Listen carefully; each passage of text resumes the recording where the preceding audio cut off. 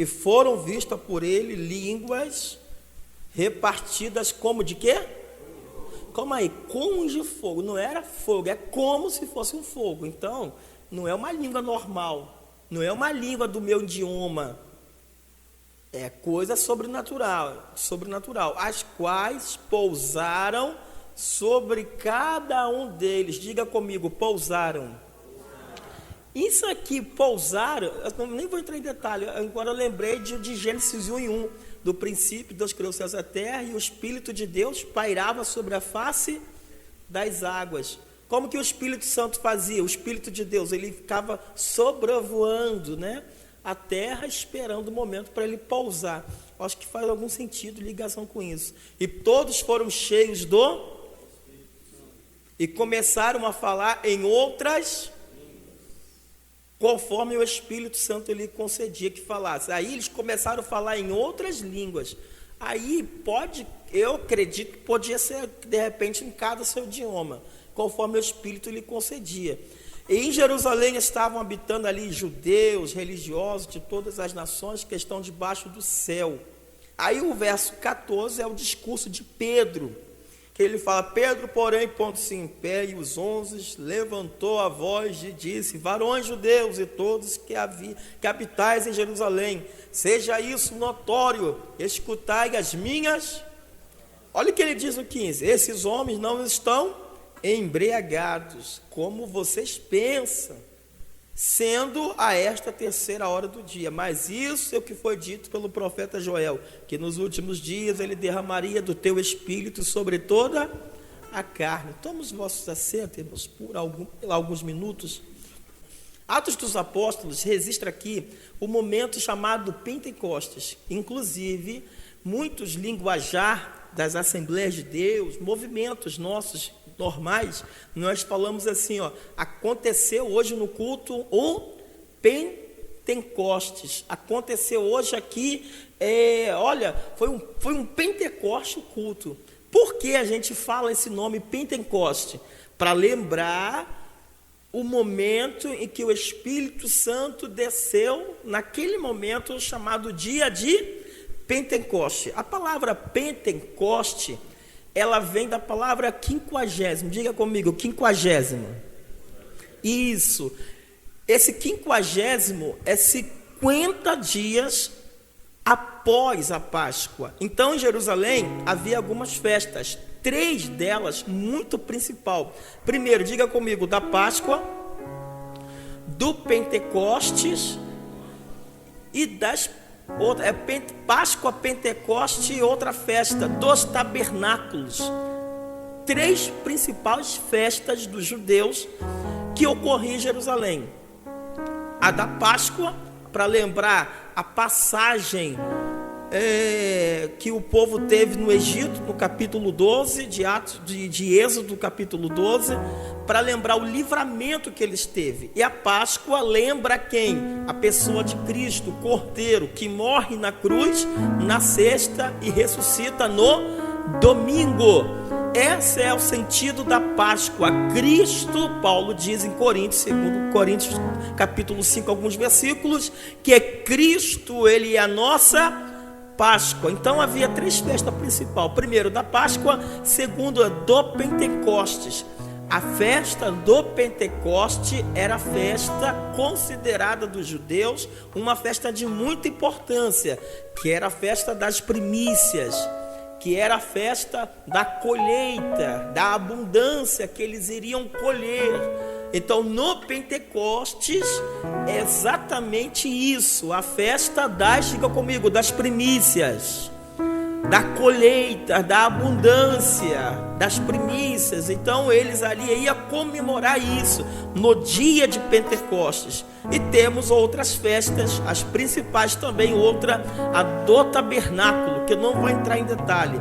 Exatamente no dia desse evento, no dia chamado Pentecostes, que o Senhor iria fazer algo no meio da igreja, de derramar o teu Espírito sobre eles. O próprio Jesus ensinou em Lucas capítulo 21, alguns versículos do Evangelho, dizendo o seguinte: vão para Jerusalém, até que do alto sejais revestido de quê?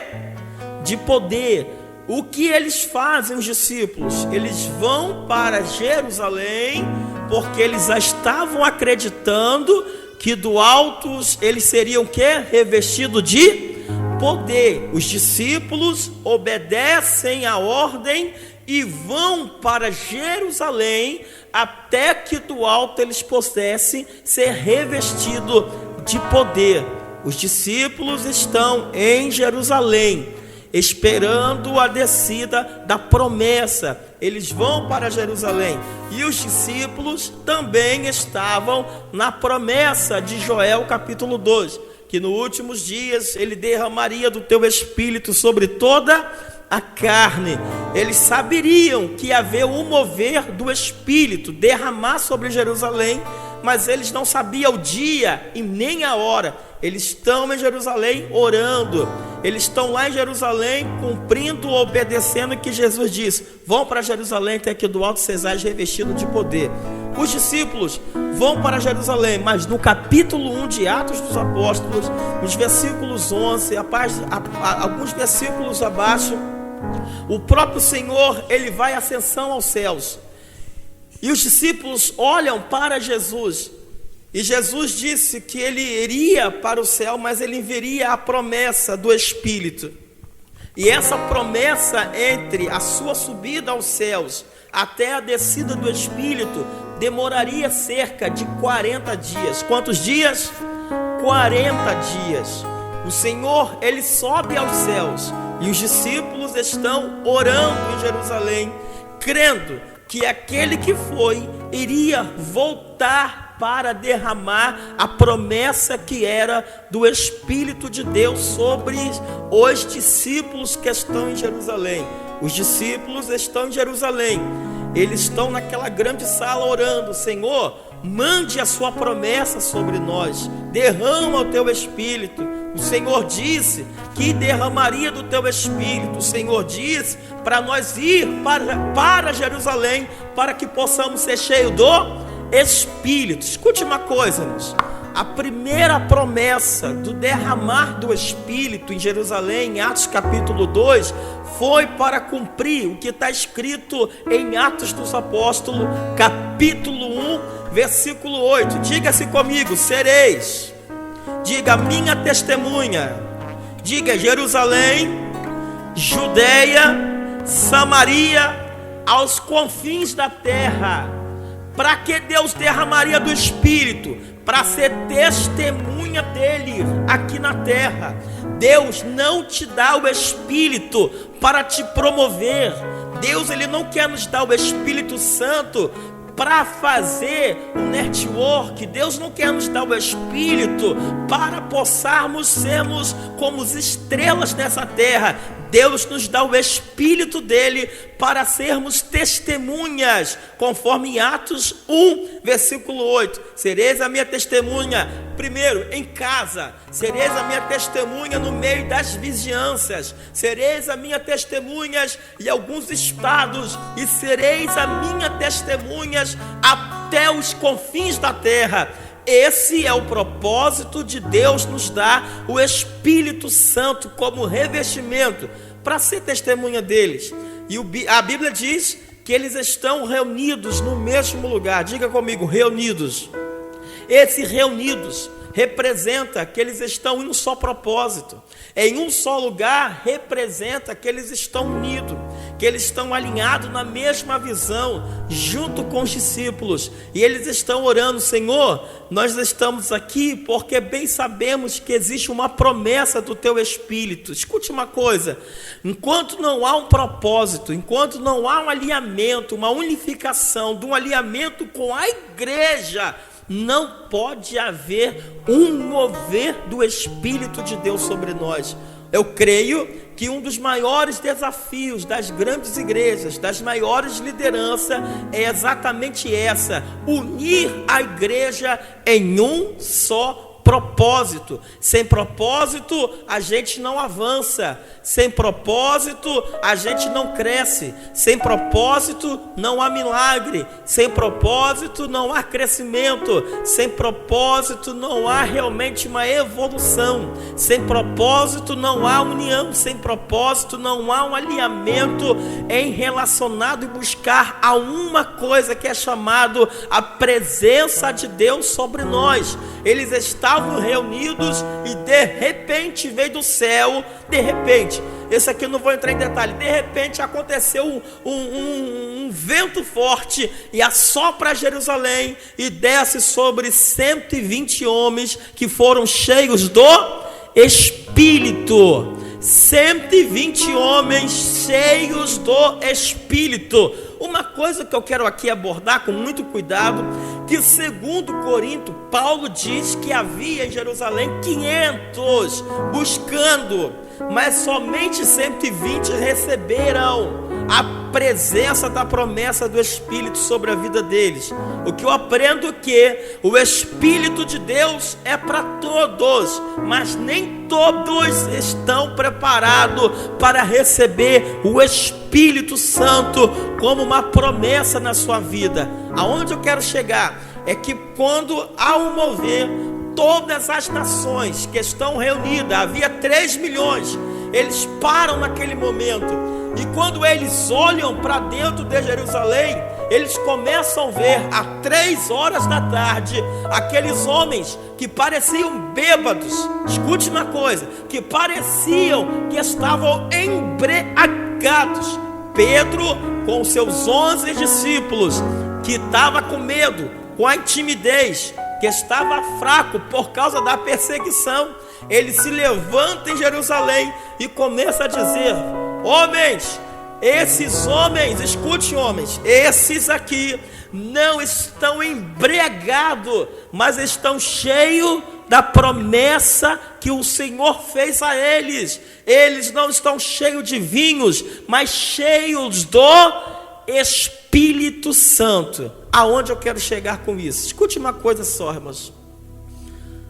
Estou falando isso aqui para mim. Hoje no século 21, se fosse isso acontecer, seria o maior escárnio, seria a maior zombação, a maior brincalhada, a maior brincadeira, a maior de mais pura zombação. Quando o Espírito Santo cai em Jerusalém, Pedro se levanta cheio da autoridade, dizendo: esses homens não estão embriagados, eles estão com o Espírito Santo. Se fosse nos dias de hoje, muitos levariam de repente o seu celular para filmar e mostraria para o próprio crente, para o seu próprio irmão da fé, e começariam a zombar e rir daquilo que está acontecendo. É isso que Deus colocou no meu coração esses dias, que eu vinha uma mensagem sobre isso aqui, e a gente vai ministrando, chega uma hora que a gente vai penetrando entre as outras entrelinhas. Pedro, ele defende aquilo que acontece em Jerusalém. Escute uma coisa: se uma pessoa que de repente está pulando na igreja, ou está entregando uma visão, se não for de Deus, é problema de quem? Daquela pessoa. Não cabe eu pegar, filmar. Infelizmente, o que mais está atrapalhando o cristianismo, o que mais está atrapalhando a fé de muitos, infelizmente, eu tenho também meu telefone, como todos têm, é uma praga que muitos não sabem usar. Praga no sentido que, infelizmente, está atrapalhando, que é o telefone celular. Muitos de nós deveríamos participar de cultos sem precisar ficar filmando, e nem tudo que acontece no culto deveríamos ficar filmando e apostando.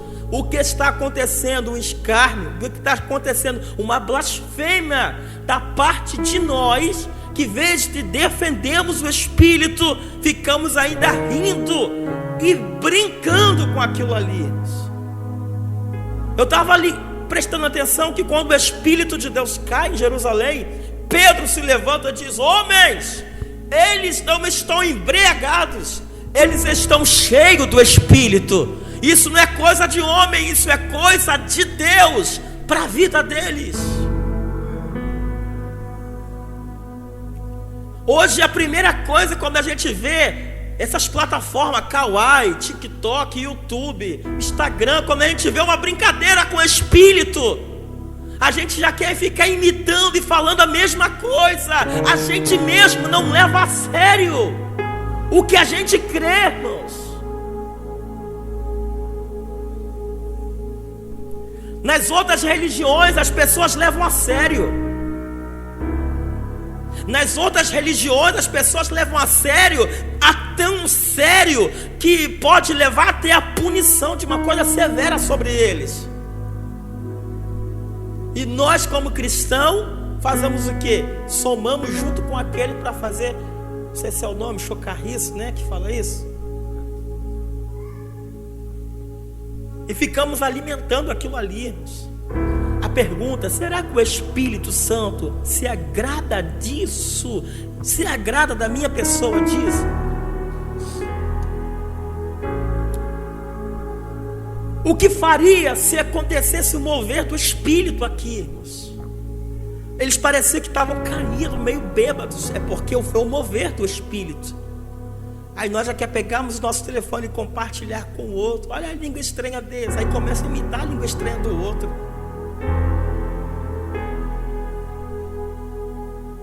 Nessa manhã, Deus está nos despertando a mim, irmãos, a cada um, para você ser o defensor e representante da pessoa do Espírito Santo de Deus aqui nessa terra, irmãos. Brinque com tudo. Brinca comigo quando quiser brincar, no momento de lazer, pode brincar à vontade, irmãos. Brinque com o Kleber, brinca com sei lá, com quem for. Mas não brinque com o Espírito Santo, irmãos. O Espírito Santo é algo sensível. O Espírito Santo, ele é uma pessoa. Ele está. Quem fala por nós através da pregação é o Espírito Santo. E o Espírito Santo, ele é santo, ele é puro, ele é verdadeiro, irmãos.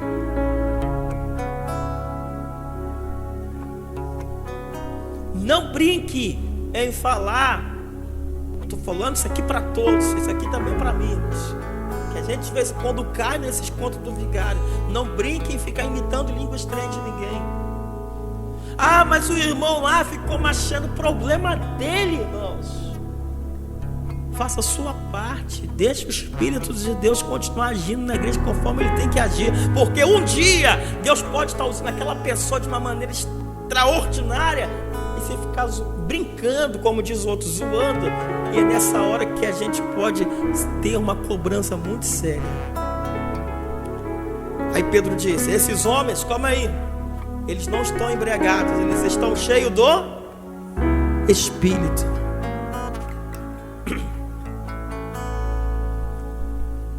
Eu creio que a partir de hoje, não tem porquê eu levantei esse tema, esse discurso aqui. Seja você cheio do Espírito e seja você defensor do Espírito Santo. E quando alguém falar de uma coisa, ele fala assim: olha, eu creio no mover do Espírito. Eu creio no que Deus ainda faz. Se uns não crê, problema, mas eu creio no que Deus ainda faz, e que Deus batiza no Espírito Santo, que Deus ainda cura, que Deus ainda faz para a glória de Deus. Pedro, não estou dizendo que a gente não pode filmar um culto, uma mensagem. Pode. O meu sonho, o meu projeto é colocar 2, 3 câmerazinhas bem discretas, fazer um culto ao vivo. Legal. Meu problema é quando eu quero filmar, sair filmando. Daqui a pouco eu ponho lá na rede social. O que eu estou promovendo para o reino? É porque eu quero rir, pastor, eu quero me divertir.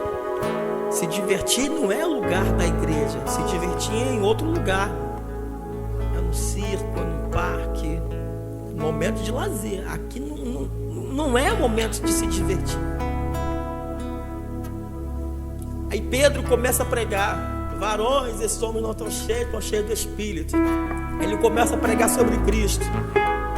Esse Cristo se chama Cordeiro de Deus, advogado, ressurreição, cabeça, rosa de Saron, lírio dos vales, pedra viva, pedra angular, a porta, o caminho, o pão, a vida, o caminho, a luz, pastor dos pastores, juiz, sacerdote, rei dos reis, salvador, libertador, pão da vida, rosa de Saron, lírio dos vales. Ele é tudo. Ele é o Senhor dos senhores, Ele é Rei dos reis, Ele é bondoso, misericordioso, Ele é Senhor dos senhores. O nome dele é digno de toda honra, de toda glória, de todo louvor. Esse nome que é chamado o nome Jesus, aquele que morreu na sexta,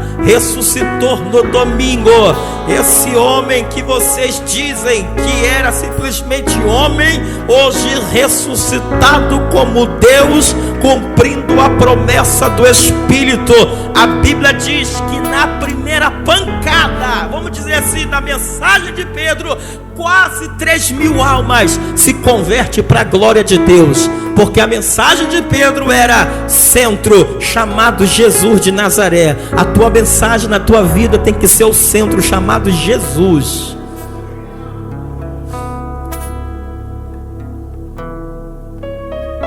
Era o Pentecostes, e o Pentecostes significa o quê? Colheita. Pentecostes significa o quê? Primícia, primeiros frutos. Ali já era uma mensagem dizendo para Pedro e para os discípulos: se preparam, porque no Pentecostes já é uma mensagem que a igreja de Cristo na terra vai ganhar os primeiros frutos, as primeiras almas convertidas em Cristo Jesus.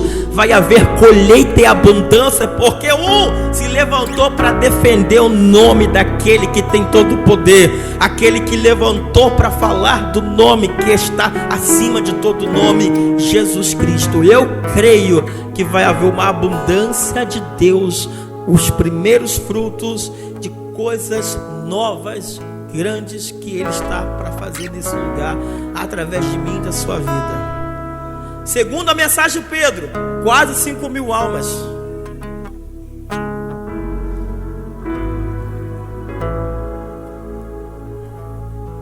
Mas não teria outro impacto se alguém não se levantasse para defender o nome de Cristo. Aí Pedro diz: não estão embriagados com vinhos, mas estão cheios do Espírito. Vinho, para eu tomar, eu tenho que levar a mão. Eu tenho que tomar a iniciativa, a atitude de ter. Segundo, de levar a boca e inclinar. E terceiro, abrir a boca para tomar. O Espírito estava caindo sobre eles, estava entornando sobre eles. É como se eu estivesse falando do vinho. Ninguém é obrigado a tomar. Toma quem quer. E toma quem abre a boca. Toma quem entorna para dentro. Assim é o Espírito, ele é para todos, mas só toma a presença do Espírito. Só recebe quem abre a boca, quem abre o coração para dizer: Senhor, eu estou aqui, derrame sobre a minha vida. Eu quero essa presença. Oh, irmãos, que coisa gostosa é falar do Espírito, que ele veio nos trazer temor e tremor, irmãos.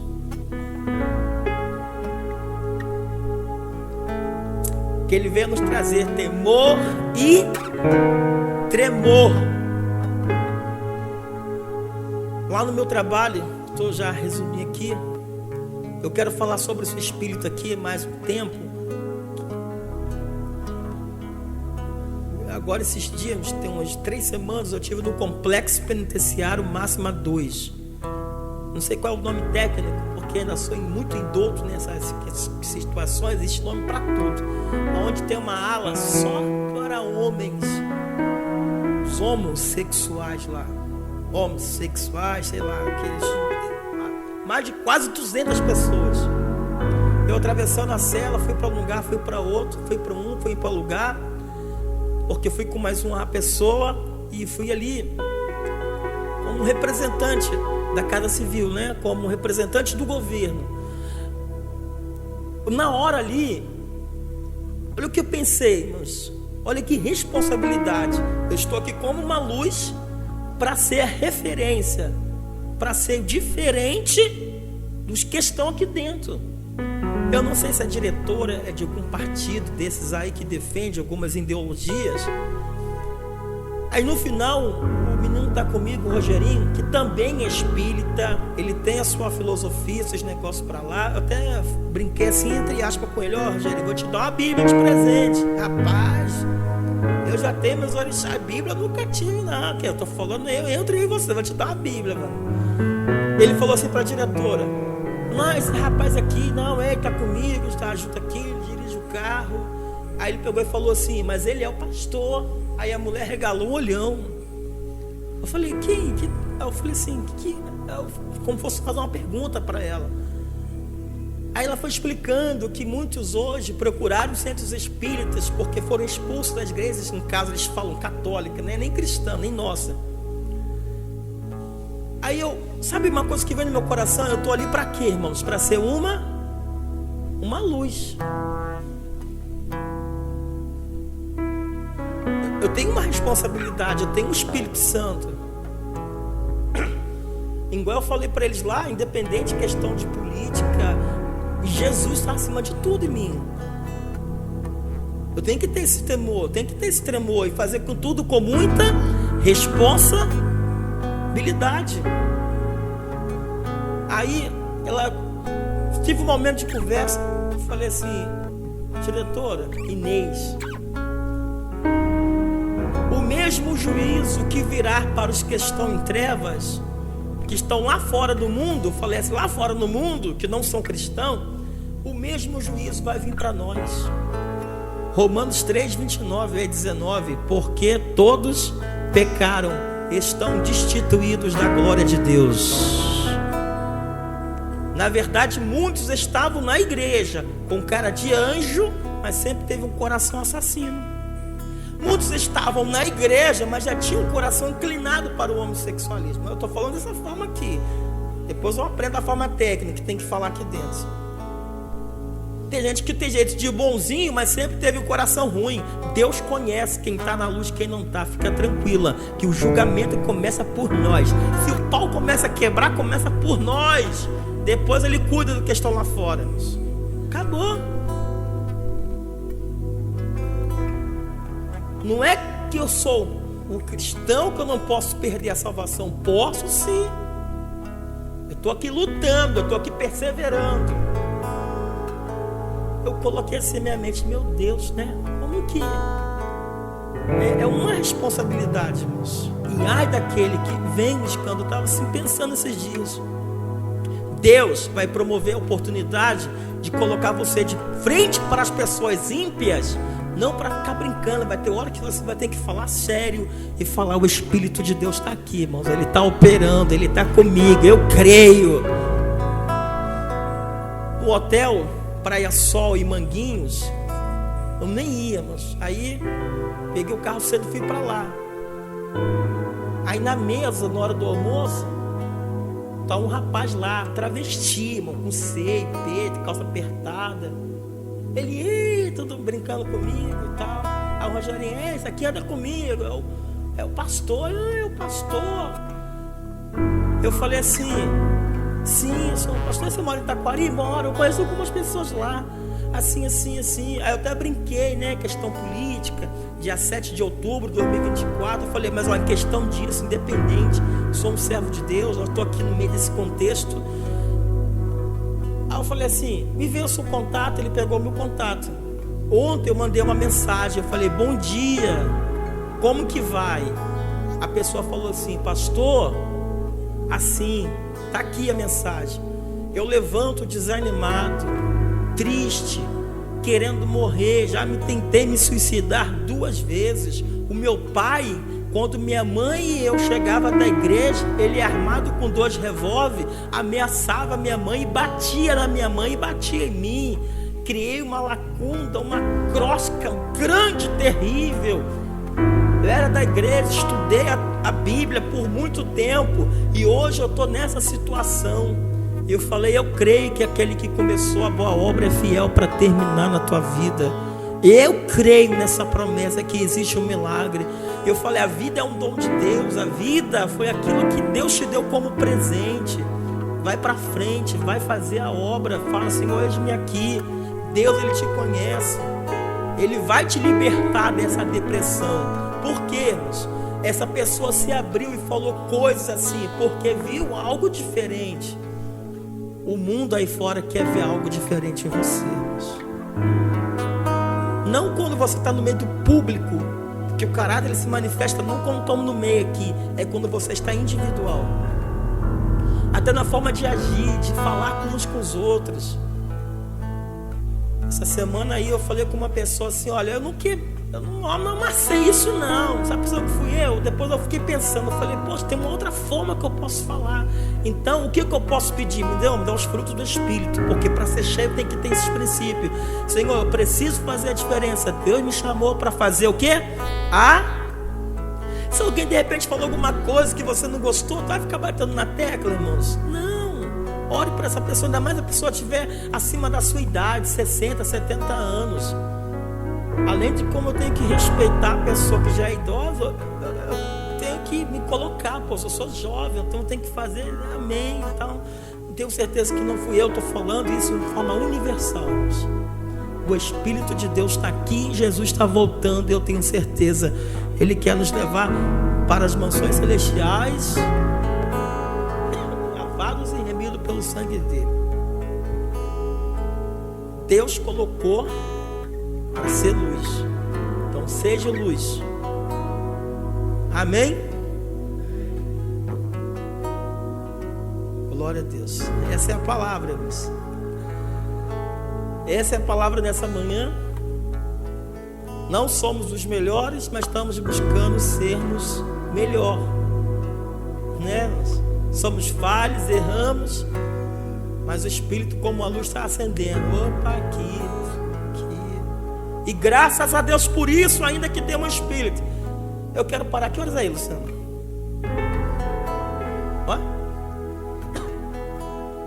Tem um meio fortinho, um senhor já sentado na cadeira, na sala. Eu nunca sou muito de falar muito lá não. Aí chega um jovem lá, falei, opa, que legal, você vai trabalhar aqui junto? Hoje é o meu segundo dia. Falei, é bom que me ajude, que às vezes eu tenho algum compromisso, não posso estar aqui.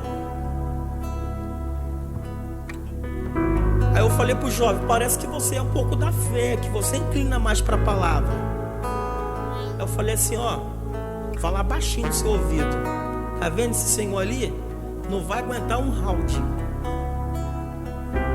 Ele, quem? Eu falei, não vai aguentar um round, ele vai jogar para fora, quer ver? Aí comecei a falar, pam. Isso aí que me deu, comecei a falar, só tava nós três ali. Eu falei, Romanos 7,14, a lei, até falei com você aqui, né, sexta-feira. Por isso que eu estava falando com você, porque eu estava lá um dia antes. A lei, diga comigo, é espiritual. Diga, é espiritual. Eu falei, fulano, lá do outro lado da mesa, de tudo, eu vi que ele estava meio assim, querendo ofender as igrejas e tal. Eu falei, de todos os tipos de leis, se você não souber, lei cerimonial, lei levítico, mosaico, vamos lá, lei legislativa, executiva, se não souber de nada, eu quero falar de uma lei, e essa lei é espiritual, e essa lei está dentro de cada homem. Por mais que você faz algo que não quer, que você pratica errado, mas lá no fundo tem uma luz apontando, você está fazendo isso, mas você sabe que é errado. Fulano, vou dar um nome simbólico, João, você sabe muito bem o que eu estou falando. Tu tem uma lei implantada e está dentro de cada homem, e a lei de Deus, que é uma lei espiritual. Na hora, ele jogou para fora. Sou casado mais de 40 anos. Quando eu quero fazer as coisas erradas com outras pessoas, eu saio fazendo. Isso aí que você falou tem lógica, é verdade.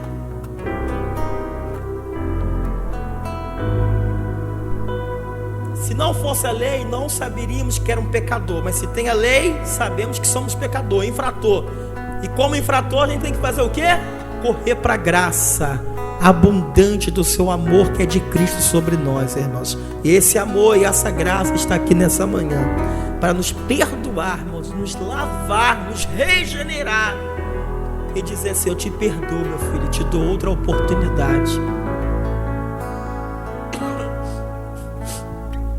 Aguentou, 1 minuto depois se levantou. Tchau aí para você, tchau. Aí eu pensei no meu pensamento: até o próximo round. Irmãos, nós somos melhores, temos uma palavra, a gente sabe o que tem que fazer, o que é certo, o que é, você sabe. Você tem uma lei que é espiritual que está dentro de você. Você faz, mas você sabe que no fundo não deveria fazer assim, agir de outra forma. Todos nós sabemos. É por isso que a psicologia vai até onde consegue. Eu comentei isso com o Luciano. Tem psicologia que fala que o psicopata, que ele mata e não consegue sentir nada. Mas lá no fundo da alma do subconsciente tem alguma luzinha acendendo. Ó, a lei de Deus. Que o Senhor nos abençoe nessa manhã.